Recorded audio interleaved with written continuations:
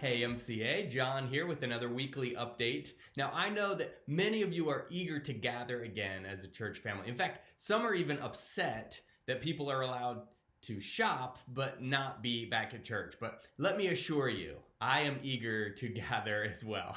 I love our fellowship.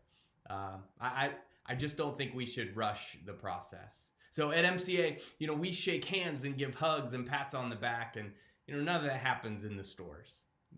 In addition, many of our people are going to be in the high risk category and vulnerable to getting sick, but they'll be here when the doors open. So my desire to be face to face with all of our people on a Sunday is really balanced with my concern that one could get sick just because I was in a hurry to get us all back in the same room. And so we're being wise and we're being diligent and we are moving forward. And the Lord will help us to find the right safe balance to keep everyone healthy. So we are continuing to take proactive measures to ensure the well-being of our congregation and our community while monitoring the situation around the coronavirus. So thank you for joining us in seeking the Lord and asking for His wisdom and direction for MCA. And listen, please let me know if there are any ways that we can serve you and your family during this time.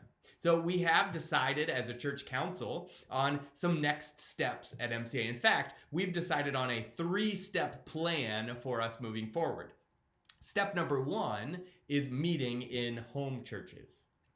Some of you are like, well, what's happening in step 2? Well, step 2 is we'll be back at MCA in the building with modifications. So in order for churches to open their doors right now, there are a host of guidelines and regulations. So it's to be a touchless experience, and it's to be filing in and then filing out without fellowship or connection. And so we think that it's going to be best for us to gather in safer, smaller environments where we can connect on a deeper level. And when the time is right, we'll go on to step 2 of our plan. But let's talk a little bit about this home church plan. So we are gathering in smaller groups for home churches during this phase. So these host sites, these home churches, will be streaming live our worship service to tune in and then gathering with a few families or a few friends and experiencing our Sunday morning worship in a smaller setting. So if you believe that it's in your best interest for your health to not participate, we honor that and we understand.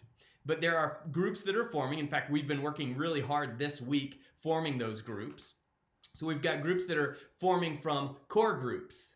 We've got some that are forming from family groups. We've got others that are really going by geographical region. So I would say to the leaders of our core groups here at MCA, if you're a leader of one of our core groups, I would encourage you to talk with your members and to decide what is the best plan for you and your group. Like, is there someone that would be willing to host your core group on Sunday mornings? And depending on the size of your group, maybe you would need to break into 2 or 3 homes. But there might be some in your group who they don't want to drive very far, and we could just plug them into a church, a home church that's a little closer. So here's what I'd like you to do. I'd like you to go to mcachurch.org/MCA at home and let us know how you'd like to participate. It only takes a few clicks. Another item of interest is each and every Friday at 12 noon, we have a Zoom Bible study. And so I would invite you to participate. You can see the link in the memo below. And then finally, live streaming Sunday mornings at 10 a.m.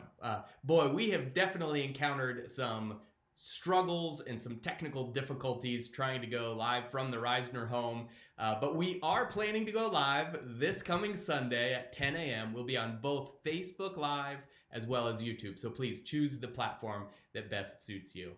And finally, my friends, let's keep our eyes fixed on Jesus. The scriptures tell us that He is the author and perfecter of our faith. So with so many things vying for our attention and our time in this chaotic world, we are grounded and rooted because of Christ with our eyes fixed on Him. And what good news the scriptures tell us that the eyes of the Lord range throughout the earth to strengthen those whose hearts are fully committed to Him.